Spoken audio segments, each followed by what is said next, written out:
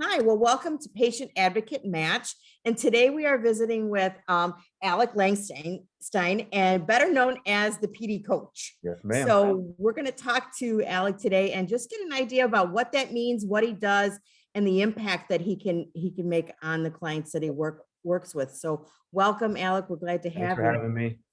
Well, tell us a little bit about how did you get to be known as the PD coach? Well, originally I wanted to become a physical therapist, but I have ADHD, so it was very hard for me to sit in front of a computer and do like a standardized test. So that wasn't the easiest part. So I got denied everywhere I went to school, or everywhere I applied to school for PT. And then I was kind of in a place where I was like, I don't know what to do. I didn't really have a plan B. And then, so me and my friend always talked about, hey, let's do a personal training company. We talked about it for years. So we finally did it. I was like, I have nothing to lose. So that's kind of how it started. I started becoming a personal trainer there, and we focused on senior citizens. And then my Awesome. aunt owns a gym in Westchester, New York, and she saw the Leslie Stahl program on CBS about rock steady boxing. So she did that for like a year, and then into it, she's like, Alec, this would be so good for you. Like, you should try this out. I was like, I don't know, maybe. And then, 6 months later, I just finally took the leap and did it. And then, so I became a rock steady boxing certified coach, and I brought it back to my area in Northern Virginia. And I started that in 2017. So currently at that time I was working an IT job. And then for a guy for ADHD, I was just, I can't be behind a desk. I'm, antsy. I got to keep moving. So I was like, I couldn't wait to like leave my desk and go teach the class. So then finally in 2018, I built up my one-on-one clientele and then the rock steady boxing class. So I actually ended up quitting that job. So it was probably the craziest day of my life. I kind of just took the leap, betting on myself. And I opened up the next location the next year. So I have 2 locations here in North Virginia. And then all I do right now is Parkinson's, Lewy body dementia, which is very similar to Parkinson's.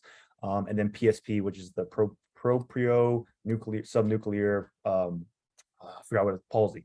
So stuff like that are very similar to Parkinson's, and Parkinson's like syndrome, stuff like that. So that's all I do is Parkinson's. Clientele is just, And I went all how in did on you that. how did you narrow it down? I mean, what drew you to those types of diagnoses? So the Rock Steady Boxing Program is a international boxing program where you learn techniques and you learn about Parkinson's, so specifically for people with Parkinson's. Okay.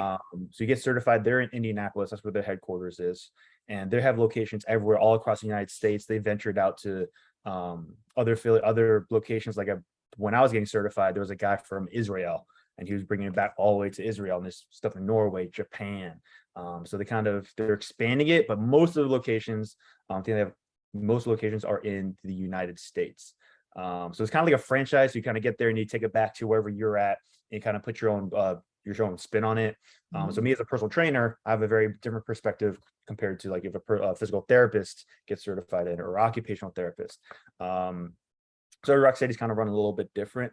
But luckily, I mean, and then I kind of just found like a group of people to start my class. And then it just kind of, just built from there. I got more people. And then I focused on, okay, one-on-one clientele with Parkinson's, because a lot of them can't make it to class. You think they can't drive there. They don't have, a spouse or caretaker to drive them to class. Some people are still working, whether if you're early onset, young onset. So they can't make my middle of the day class. So I go to their house like at 6 a.m. I do my clients there. So it kind of just expanded from there. And then I was just like, this is the perfect niche. Like I love what I do. It's having a greater effect, than just, I want, lose weight. I want 6-pack abs. I want this. So it's, it's literally it's a quality of life thing. So that's kind of where I kind of fell in love with it, where it wasn't just, about those things. It was about, can I squat down without pain? Can I, reach and grab something without, fight the stiffness? Can I walk better, focus on my gait? And that's kind of where, I fell in love with it, because it kind of, put it more in a real world perspective rather than, image, if you know what I mean. That's amazing. Kudos. I think that's so awesome. I just commend you for that. So tell me a little bit, how does the boxing, why is that kind of a choice or of activity? Explain that a little bit. So it's really crazy because a lot of people think it's counterintuitive, which it kind of is. You think of famous people with Parkinson's, one of the first people that come in mind is Muhammad Ali, right? Everyone's like, oh, he got hit in the head a bunch of times, and that's why he has Parkinson's. Well, I actually heard one of his daughters speak, and yeah, he got Parkinson's. Yeah, I got hit in the head a bunch. They also have another family member with Parkinson's, so they think it was in their genetics. And then obviously him getting hit in the head a bunch didn't help, slow down the process, but they think he was going to get it anyways. So that's when you think of like boxing, people think of Muhammad Ali, but we do completely non-contact. So we don't hit each other at all. It's one of the first questions I actually always get is, do you guys hit each other? Like, no, we don't hit each other. There's no underground Parkinson's fight clubs going on, right? We are just, you're just there for the motions. So a typical boxer's workout, they focus on a bunch of things. They focus on balance, hand-eye coordination, reaction time, core rotation, stretching out the arms to counter that stiffness. In boxing, certain numbers equal certain punches. So if I yell out 2-3, 2-5, 2-3, 6, it's the brain body working together. It's your cognition working to get the correct combination thrown. So it's all of these things put into one workout, which makes it super effective, right? So a big issue is the neurologists or movement disorder specialists may be like, hey, go do a strength workout, go do a stretching workout, go focus on your gait, but it's, you can't really block that many, only so many hours in the day. So if you can do all the things, kind of like, 12 birds, one stone, you hit all these different aspects and physical movements that you need to do with Parkinson's in one workout. So that's why it works so well. And obviously get, stress relief from hitting bags, you get the cardio aspect, right? It really raises your heart rate a lot, increases blood flow throughout the brain, throughout the body. So you get all those benefits as well as the, the physical movement parts. So that's why it's super, super effective. And it is so fun. That is awesome. And when you say fun, I was just going to bring that up because in watching your videos and then on social media and some of your clients, I mean, everybody looks like they're having a good time. Yeah. And it's just so cool to watch. So Alec, tell me a little bit. So I know traditionally, these types of patients would go to physical therapy or they do that. So what, and you might have already answered by saying it's just a combination in one, but what then is you feel is the benefit for what you can offer versus maybe just going to traditional physical therapy? Yeah, well, physical therapy is just not going to be as intense. So I still highly recommend people going to physical therapy because they'll be a little bit more precise, right? It's not a group class. You're most likely getting, the one-on-one attention from the physical therapist. So you get that benefit, and they're going to focus on, a bunch of form and specific things that you need. So I highly recommend going to physical therapy, whether it's for balance or the LSVT big program. If you're going to a speech pathologist for the LSVT loud program. So always recommend always doing these other things. Just because they're not intense doesn't mean they're not going to be effective. But I think with my program, right, I can do things that the physical therapist can't. I could really get the heart rate going really high, I could get them sweating. I could blast the music, I could do all these different things that, and then another big thing is the psychological part of it.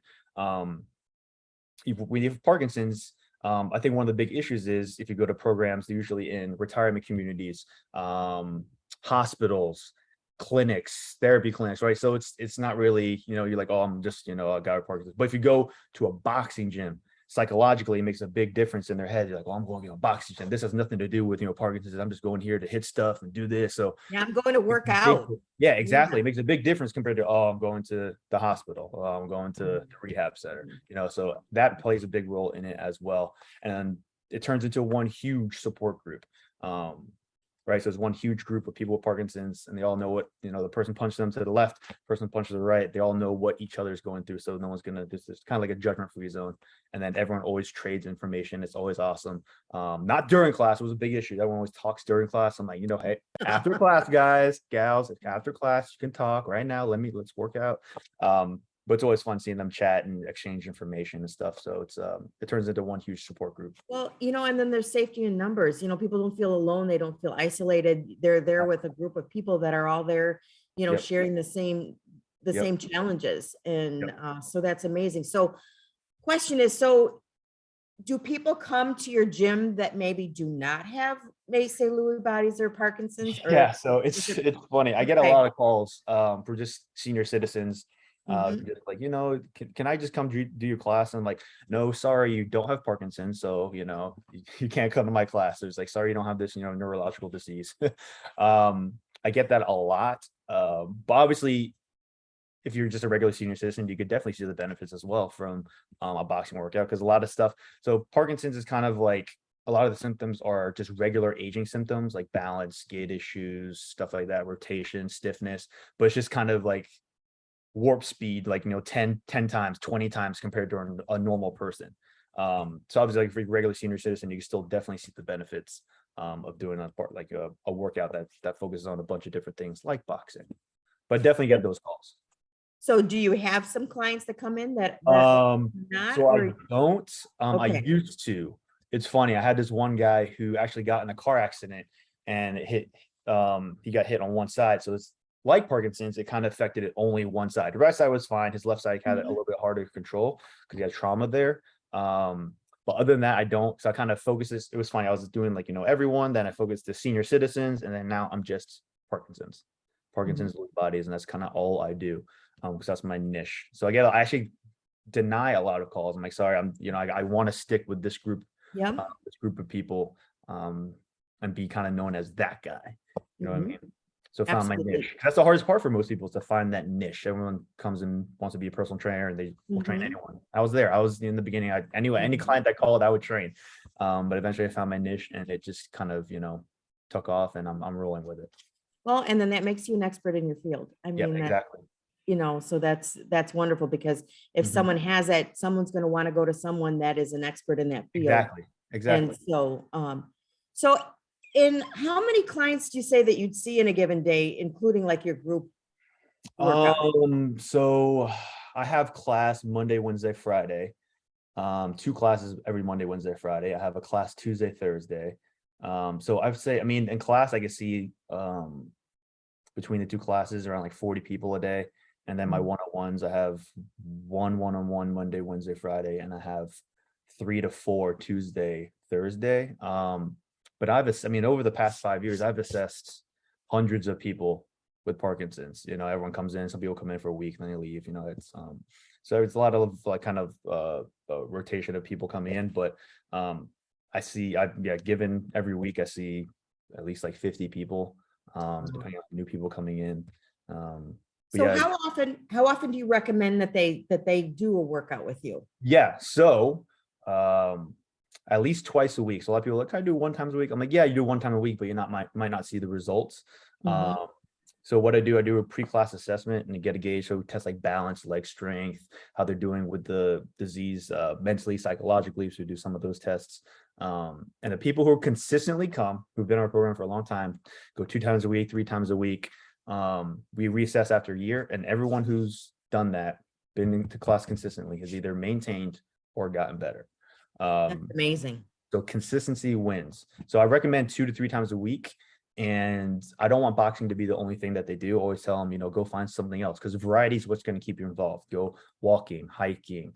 If you're feeling like you have off day, go onto like the stationary bike and do a little stationary bike. Do your PT, your LSVT big program. Do yoga, tai chi, anything, strength training in the gym, anything. So work other things in there as well. Especially if you're only coming to class twice a week, work other things in there as well. And just stay moving. And those are the people who see the best results for sure. Like almost like guaranteed, they see the best results. That's amazing. And Mhm. to be able to track and have be doing this long enough to see and track, your clients, over the year, and to see those Yeah. results, that's amazing. Yeah, it's So amazing. I have one lady in class this past week. She just turned 60. So she got diagnosed, I think, maybe a little over 10 years ago. And mhm. she stopped everyone class after class, gathered everyone. She's like, I just had a milestone birthday, right? I just turned 60. And if you told me during my diagnosis like 10 plus years ago that I'd be where I'm at right now, physically, I wouldn't believe I wouldn't believe you. So she was like almost, she almost brought me to tears. It's crazy Mhm. to see, what the impact it can have on your life, right? When you get that initial diagnosis, you don't know, like the future, you don't know where it's going to lead. But that's why I highly recommend, why not just start the program now? Start right away. Mhm. Control what you can control. You control whether you start your exercise program now. You could control, right, whether you go to PT and speech therapy and all that stuff. So, yeah, I just recommend everyone just start something. If you don't want to do my program, I have other programs that you can do. Just start something. So Alec, do you have when someone new comes to your program or comes to the gym, do you have a screening? I mean, is there anyone that it would not be appropriate? It's hard. So if you're in a wheelchair and stuff, it can be a little bit difficult. Depending on like the gym, like one of the gyms, the whole gym's on the step, so it could be a little bit difficult. But mostly, so if there's people with big cognitive issues, right, or have really limited mobility. I mean, like they can't move, get out of their wheelchair. Those are clients that I would have to train one-on-one. They would not really benefit too much from a group class, especially if they have cognitive issues and maybe too much going on for them to actually really pay attention and get the most benefit of the class. So those are the types of clients that I would go to their house and do what I kind of do similar stuff, boxing and other kind of cater to whatever their symptoms are, and do a workout program in their house and give them that convenience. So like my Lewy body dementia client, there's no way in hell he'd be able to go into class, follow along, because that's a big issue. I had one person who actually I couldn't train in class. I had to say, we kind of made a mutual agreement, like, hey, like this isn't going to work, because he had pretty heavy dementia and I'm in a group class filled with 15, 20 people with Parkinson's. And she really wanted me to be like one-on-one with him, the entire group class. I'm like, that's not fair to this person who's paying the same amount and they're not getting the same amount of attention because I'm giving it to you. So it's just not fair. And that's where the one-on-one training really gets, you see the benefits of me coming to your house and doing that. Excellent. So Alec, you said 2 locations? Yeah, they're both in Northern Virginia. And then I do my Parkinson's gym, which is online videos. So I have a bunch of different stuff, seated workouts, stuff for more like the young onset that, workouts that I would do. So like my heart rate goes, I'm sweating. So I have a variety of different stuff. And for anyone who's watching this, I have a little announcement. So I've been saying in my emails, a little announcement, big announcements coming up. I'm going to make that a nonprofit. So I want no excuse for anyone to not be able to get a workout in if you have Parkinson's, right? You have a variety of videos I can provide for you live on demand. So that's kind of in the works right now. So that's the next step. So busy guy. Kudos to you, Alec. Yep. That's awesome. So how would people find you? How would people reach out to you or find your videos or what you're doing? Yeah. So if you want to reach out to me on Instagram, it's at @the_PD_coach. And then my online video website is myparkinsonsgym.com, myparkinsonsgym.com. And then you have all the videos there. And then if you want to email me, it's info@myparkinsonsgym.com. And then you could ask me anything. I'm here to help. That's what I tell everyone on Instagram. Like, I'm here to help answer any questions that you have. Because sometimes it could be like you get diagnosed and you're like, what the hell? What exercise do I do? What do I do? Like, the doctor told me to do this, do this. So yeah, I'm here to help answer any questions that anyone may have. And just to let everybody know who's going to be watching this video, in the details and description, I'll have all the information to be able to get a hold of Alec and get a hold of the PD coach. Yep. So in wrapping up, is there anything that you think that we didn't talk about that you would like to share with the audience? I mean, just honing in on the fact that get out there and find other people, right, who are like you. Whether you're young onset, there's a bunch of young onset support groups. Whether you just have general Parkinson's, go find other people. If you have a Rocksteady boxing program in your area, some places, some of the smaller cities may not have it, but some of the bigger cities have, like, they have a bunch. You can imagine Florida. I think Florida has, so all the retired people going down there. Find a Rocksteady boxing program, try it out. Even if you don't think, why am I doing this? Try it out, at least do that. LSVT big program, LSVT loud program.